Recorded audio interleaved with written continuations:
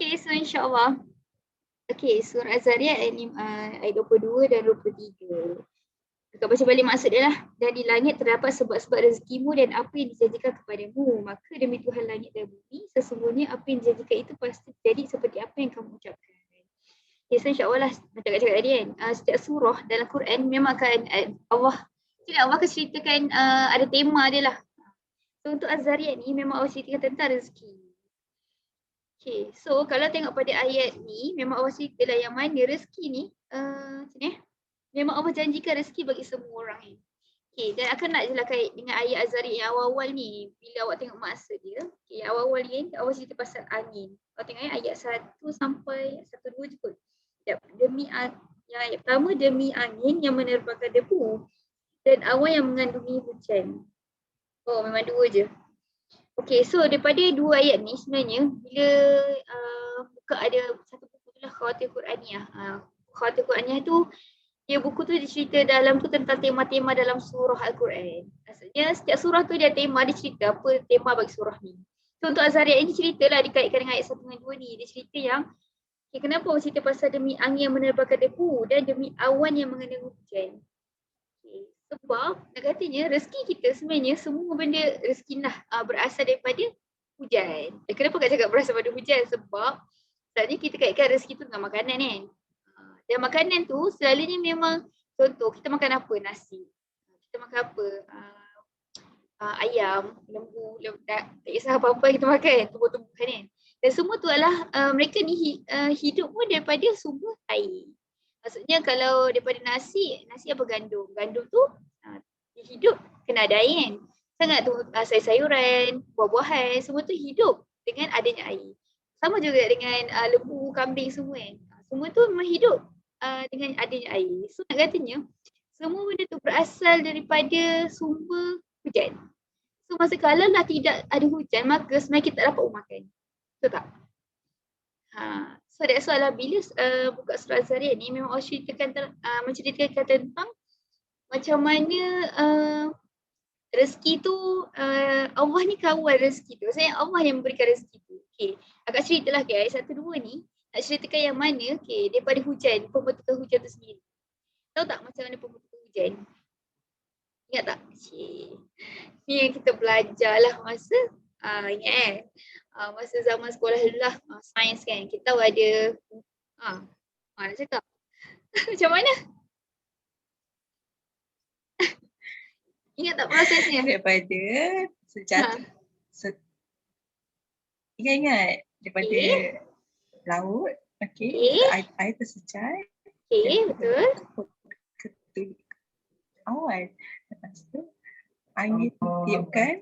Lepas tu sampai dia berat dan dia terus hujan. Betul. Betul, cikgu? Betul, cikgu. Betul lah. Akak pun cikgu juga sebenarnya. Sementara tunggu masuk kontrak ni akak jadi cikgu. So, dia orang pun pergi akak cikgu. Oh, ya kan? Kat mana? Komputer. Pergi rumah student. Ngajar. Ngajar math, admat. Ngajar bahasa Arab. Macam tu lah. Masya Allah. Alhamdulillah. Okay. So, okay, betul lah tu kan. Nak kata macam mana, okay, first start pada air lah. Which is daripada laut ke, daripada longkang, air daripada longkang ke, air takungan ke, dia akan tersejat ke atas dan dia akan jadi wap air.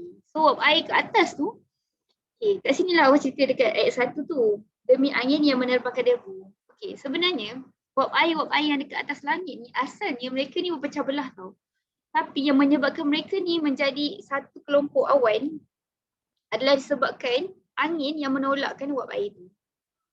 That's why bila kat sini Allah cakap kan, demi angin yang menerbangkan debu, maksudnya Allah ni, siapa yang mendatangkan angin untuk menolak wap air tu supaya mereka berkumpul? Allah lah kan? So, nak kata kat sini kan, kerana Allah menghantar angin, menolak wap air tu sehingga mereka ni, wap air ni dia berkumpul. Bila dia berkumpul itulah baru dia akan menjadi awan dan ni menjadi berat. So barulah sebenarnya terjadilah air hujan. So nak kata kat sini, kita satu kan.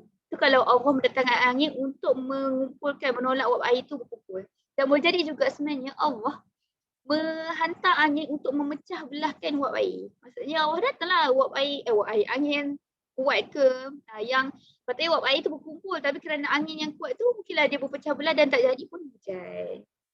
Betul tak? So yelah kalau dah hancur tak boleh lah kan. Wap air tu dah terpisah. Tak ada wap air dan hujan. Tak ada dah hujan tu sendiri daripada awan. So nak kata kat sini betapa siapa yang rezeki kita ni adalah sebenarnya asal daripada Allah. So best lah sebenarnya bila kita tengok kepada back kepada macam ni alam ni. Bila kita tengok fakta kan selalu orang tak macam ni sains is sains ni nak kata Islam is Islam. Patutnya tak boleh macam tu sebab nak katanya memang sains is Islam. Maksud memang semua yang berlaku ni memang kuasa Allah kan. Tak boleh sebenarnya diasingkan lah. So sebenarnya bila kita tengok pada kejadian alam sebenarnya melihat alam tu sebenarnya boleh meningkatkan iman kita. Sebab itulah dalam Quran pun memang Allah ada suruh kan kita ni berjalan di atas muka bumi. Mungkin sekarang tak boleh lah sebab COVID kan. Tapi apa yang Allah nak suruh kita lihat adalah lihat alam ni. Sebab di setiap kejadian alam ni sebenarnya ada kebesaran Allah. So bila kita tengok penciptaan hujan pun kita tahu Masya Allah hebatnya Allah kan. Dan nak tunjukkan betapa Allah lah yang memegang rezeki ni. Allah lah yang memberikan kita rezeki dan Allah mampu je untuk menghalang kita untuk dapat rezeki. Which is dengan cara awan tu lah, cara angin tadi lain. Okay. So daripada sini kan sebenarnya Kak nak share lah, nak kaitkan lah dengan nama Allah Ar-Razzaq. Allah yang maha memberi rezeki kan. Okay, so sebab daripada ni akan nak share kisah rezeki ni dan nanti insyaAllah kan akan nak bawa lah kepada kaitan dia Ar-Razzaqnya Allah dengan apa yang berlaku di Palestin sekarang. Tapi hari inilah itu minggu depan lah. Untuk hari ni akan cerita pasal rezeki tu. Okay. So insyaAllah kan, kalau daripada ni akan ambil daripada buku ni lah. Dengan nama Aku Hidup. Boleh lah beli kalau nak kan. Bismillahirrahmanirrahim nahya. Macam itulah dengan namamu aku hidup kan. Dia best lah sebabnya dia ceritakan tentang nama-nama Allah. Nama-nama Allah dan dia cerita dari dalil dia ada bagi hadis. Lepas tu cerita-cerita lah berkaitan dengan nama Allah tu. Oleh hari ni Allah Ar-Razzaq lah. Allah yang maha memberi rezeki. Okay. Kat sini dia tulis lah, dia kata rezeki ni maksud dia rezeki dari segi bahasa maksudnya jatah atau bahagian atau keadaan yang diperuntukkan bagi kita. Maksudnya rezeki ni ada something kita dah yang Allah dah peruntukkan untuk kita. Dan Ar-Razzaqnya Allah ni, Ar-Razzaq ni kan Allah yang maha memberi rezeki kan. Jadi kata Ar-Razzaqnya Allah ni adalah yang menciptakan rezeki dan berhak membahagikannya kepada yang berhak. Maksudnya Allah yang menciptakan rezeki tu dan Allah akan memberikan kepada yang berhak. Okay. Lepas tu best lah. Kat sini dia akan cerita juga perbezaan. Kenapa specifically Allah guna perkataan bahasa Arab Ar-Razzaq. Allah tak guna perkataan Ar-Razziq. Ada beza kan? Satu Ar-Razzaq baris atas kan. Zai dia tu. Tapi kalau yang satu lagi dia baris bawah Razziq.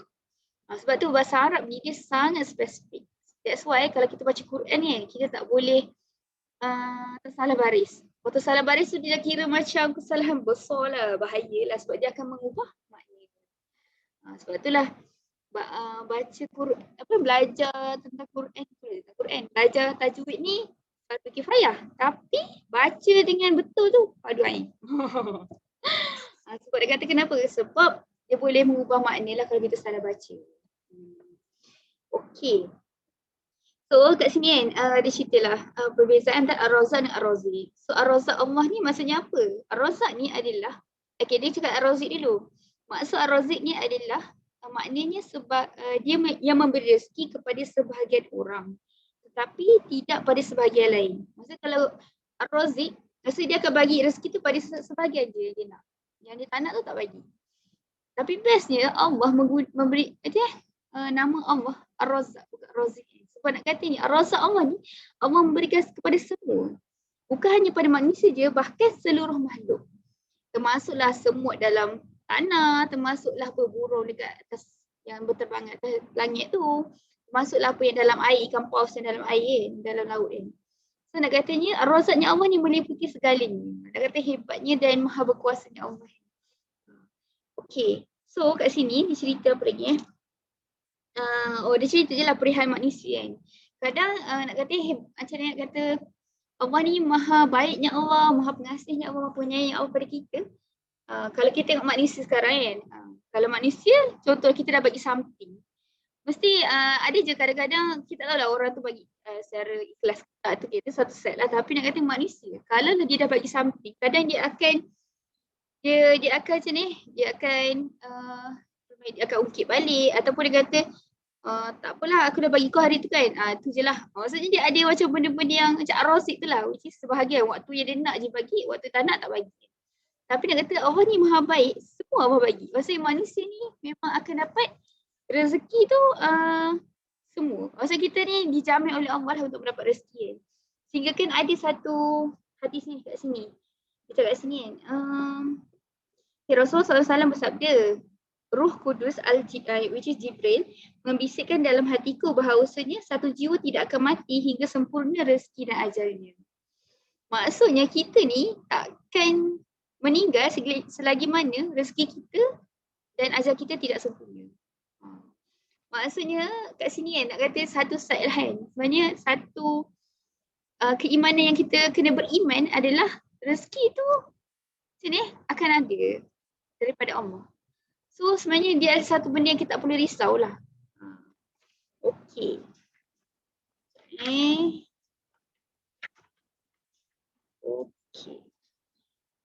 Okey. Dan insyaAllah kan, okay, tu satu part kan. Dan dekat sini cerita jugalah beberapa bentuk rezeki. Okay, rezeki tu selalu, kalau awak apa yang faham dengan rezeki? Maksudnya contoh-contoh rezeki? Contoh rezeki, macam tadi baru je dapat beli iPhone. Beli iPhone? Saya rasa tu rezeki kot. Masya Allah. Baru ni pun. Baru upgrade lah. Sebab dah lama sangat. So rasa macam mungkin ini rezeki kot baru hari ni dapat beli. Sedangkan dah tahun kerja kan macam tu. Siapa tak? So beli kan? Sendiri beli. Tak dari orang hantar COD. Beli second je. So iPhone kan macam mahal sangat. Beli yang baru. InsyaAllah. Itu rezeki kot boleh. Betul. Ya betul je. So kalau dalam buku ni ceritalah, sebenarnya rezeki ni dia ada, dia bukan hanya sekadar bentuk materi. Materi tu material lah. Pembendaan kan. Which is betul lah. Phone, makanan, apa lagi. Contoh kalau orang dapat anak tu rezeki. Apa lagi kat sini cakap lah sinaran matahari berrezeki. Kenapa sinar matahari tu rezeki? Sebab kalau tak ada sinar matahari mungkin kita tak dapat vitamin D. Contoh kan. So tulang kita tak kuat. Jadi kaitan lah vitamin dan kalsium semua kan. Apa lagi? Kat sini kata tetangga yang baik. Itu rezeki. Roh yang mengalir dalam tubuh tu adalah rezeki. Kata isteri yang solehah itu rezeki. Doa adalah rezeki. Solat 2 rakaat yang mampu kita laksanakan di akhir malam juga adalah rezeki. So dia kata kat sini ada dua lah bahagian sebenarnya untuk rezeki ni. Dua bentuk lah. Yang bentuk pertama adalah dari segi materi, material. Dan kedua adalah rezeki tu berbentuk bersifat roh. Maksudnya boleh jadilah anything kita dapat kan. Kisah kita dapat keluarga yang baik, kita dapat makan, kita dapat bernafas dengan baik, kita dapat hidup dengan baik, kita dapat walaupun kuarantin sekarang kan, tapi dalam keadaan yang baik je kan. Maksudnya Allah still jaga kita boleh hidup dengan damai dalam rumah. Sebab kalau kita bandingkan dengan kita punya saudara dekat Palestin tu, diorang rumah pun habis yang roboh kan. Nak makan pun susah kan. Struggle je semua benda tu. Tapi bila kita tengok balik sebenarnya even duduk kat dalam rumah pun ada rezeki. Dan insyaAllah kan, taklah kalau ada je satu buku tu dia cerita pasal dikaitkan sains dengan Islam. Buku apa Tauhid Zidani. Pernah dengar tak? Tak pernah dengar? Tak nak ambil buku tu.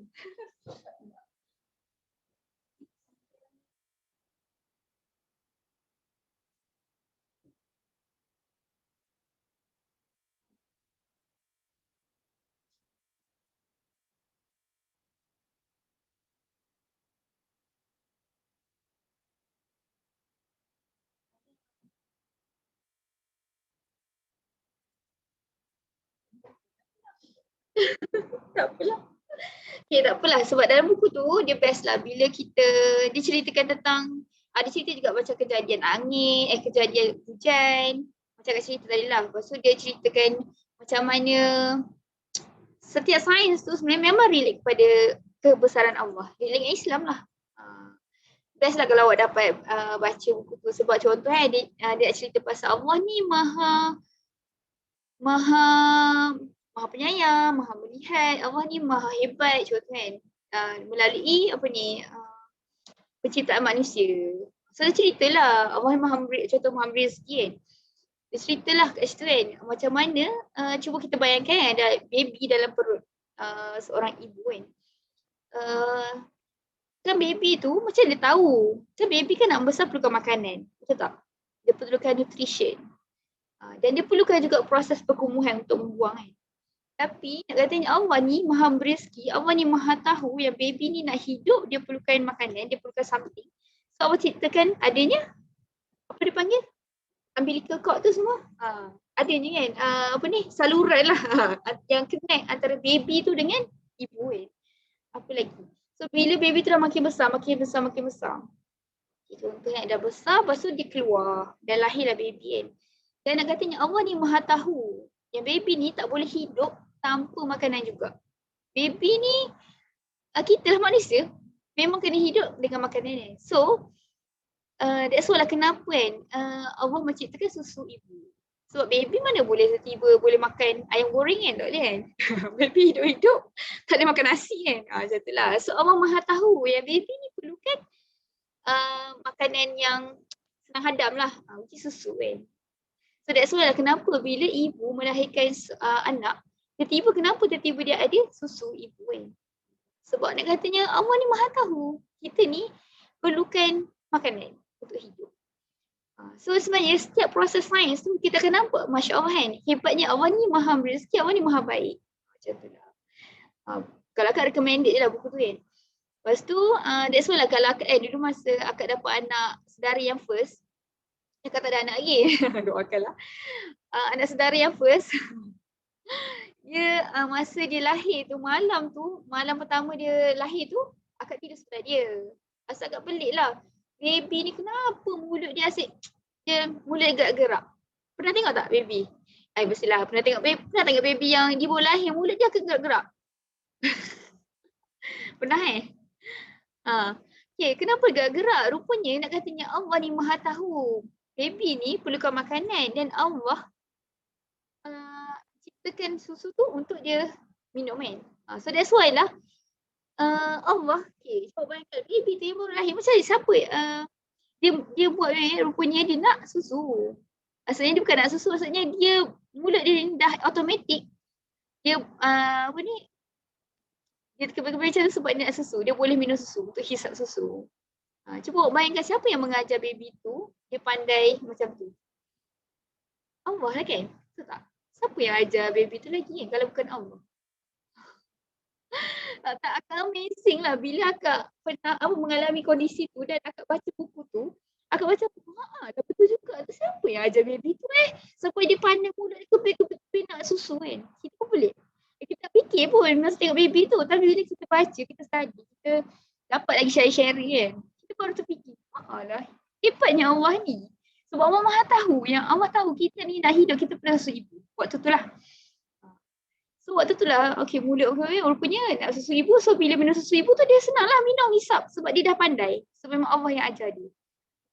Hebat kan? Pernah fikir tak? Pernah terfikir tak? Tak pernah kan? Serius. Aku tak pernah fikir. So sejak bila join QC, bila akak baca buku tu, lepas tu bila as time goes by, kita banyak fikirlah, Masya Allah kan, hebatnya setiap yang berlaku kat atas muka bumi ni sebenarnya sangat berkait dengan Allah. Sangat berkait dengan kuasa Allah. Betapa sebenarnya Allah ni sangat dekat dengan kita. Cuma kita je tak perasan. Cuma kita je yang tak sedar yang Allah ni maha berkuasa, Allah ni maha pengasih, Allah ni maha penyayang. So sejak pada waktu tu kan, aku macam banyak je kalau tengok baby teringatlah semua kisah tu kan. Macam mana proses tu semua. Lepas tu banyak lah dikaitkan. Banyak lagi lah. Termasuklah akak sebenarnya nak kait pasal rumah ni.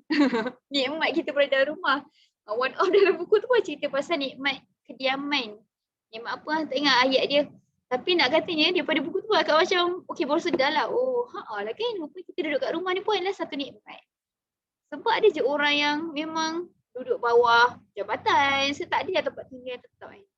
Tapi kita ni adalah satu Allah beri nikmat lahir berduduk kat rumah. Walaupun waktu tu masa agak sharing dengan adik-adik QC UM agak, waktu tu dah PKP juga lah. So diorang duk share lah pasal nikmat, diorang yang share pasal nikmat ni, macam lah nikmat kan rumah ni, kalau kita tak PKP pun kita rasa pun rumah ni nikmat kan. Betul. Sebabnya dengan rumah ni kita dapat apa? Kita selamat daripada haiwan buas, binatang buas kan. Tak adalah singa tiba datang gigit kita kan. Adalah singa. Anjing ke kan. Anything yang boleh menyebabkan kita ni bahaya kan. Tak adalah musuh ataupun pencuri ke nak datang apa kan. Sebab katanya banyak je lah nikmat. Apa lagi? Hujan. Kalau hujan kita selamat. Cahaya matahari yang lebih yang panas tu kita pun selamat. Asal kita tak ada rasa basah dengan hujan ke panas terik sangat kan. So nak kata banyak sangat nikmat yang sebenarnya kita sedang berlega-lega je seharian kita. Cuma kita je tak perasan.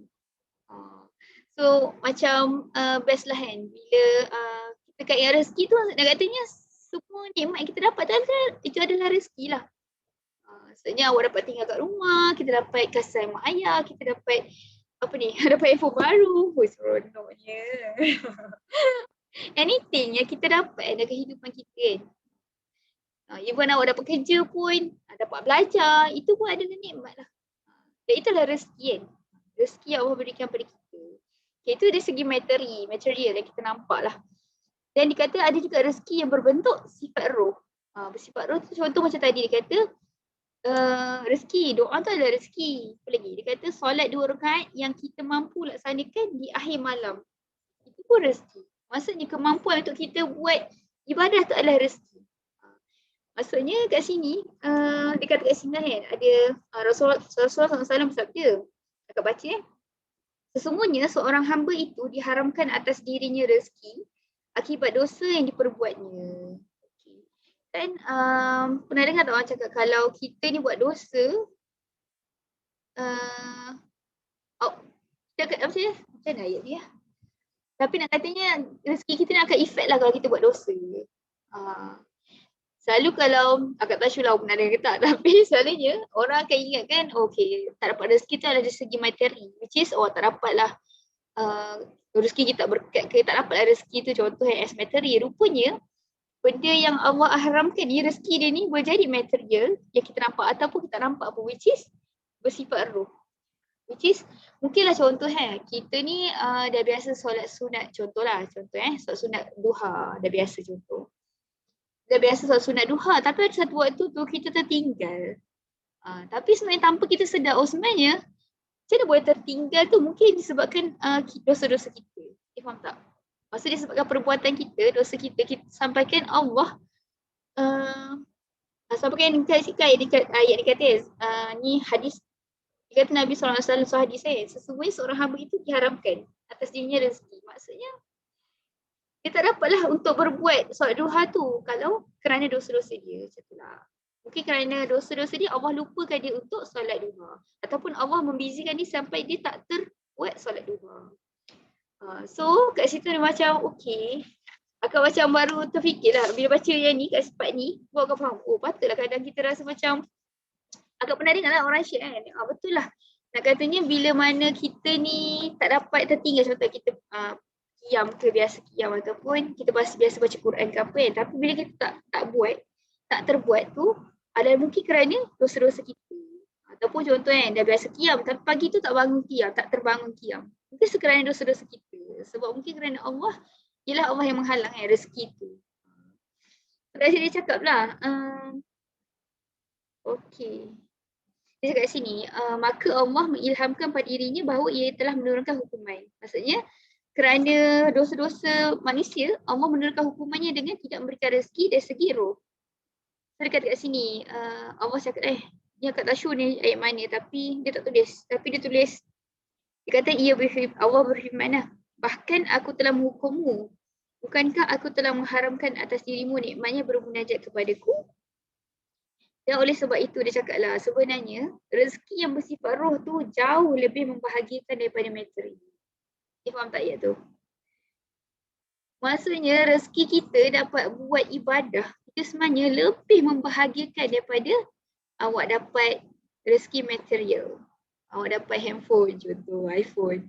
Maksudnya lebih bahagialah kalau kita dapat buat anything ibadah. Kita dapat sedekah ke, kita dapat rasa kita nak sedekah, rasa kita nak solat sunat duha, rasa kita nak qiyam, rasa kita nak baca Quran. So rasa-rasa yang bawa kita kepada Allah tu adalah rezeki yang lebih membahagikan daripada rezeki yang kita dapat as material. So best lah part ni kan. Akak bila baca part ni sebenarnya akak pun reflect lah macam Masya Allah kan. Betul lah. Sebab rezeki untuk kita buat ibadah ni benda tak mudah. So rezeki lah sebenarnya rasa-rasa yang Allah rasa untuk buat ibadah tu adalah rezeki yang Allah berikan ni. So that's why lah kan. Beruntung orang-orang yang sentiasa macam ni menjaga diri dia daripada buat dosa. Sebabnya kalau tengah hadis ni dia cakap orang yang buat dosa ni Allah halang dapat rezeki. So that's why kita kan sangat jaga supaya kita tak buat dosa kan. Setiap hari walaupun kita manusia, kita tahu kita manusia kan, tapi banyakkan istighfar, banyakkan supaya dosa-dosa kita tidak menghalanglah kita mendapat rezeki yang membahagikan tu. Which is rezeki roh kan. Rezeki-rezeki kita rasa nak buat ibadah kepada Allah. Okay, so insyaAllah kan, ni part rezeki lah. Dan akan agak lah nanti minggu depan. InsyaAllah kan, apa kaitan rezeki ni dengan isu Palestin sekarang kan? Jeng. So insyaAllah kan, itu kita akan share minggu depan lah insyaAllah. Dia teaser. InsyaAllah. Okay, so kalau awak kan, okay, akak stop recording jap.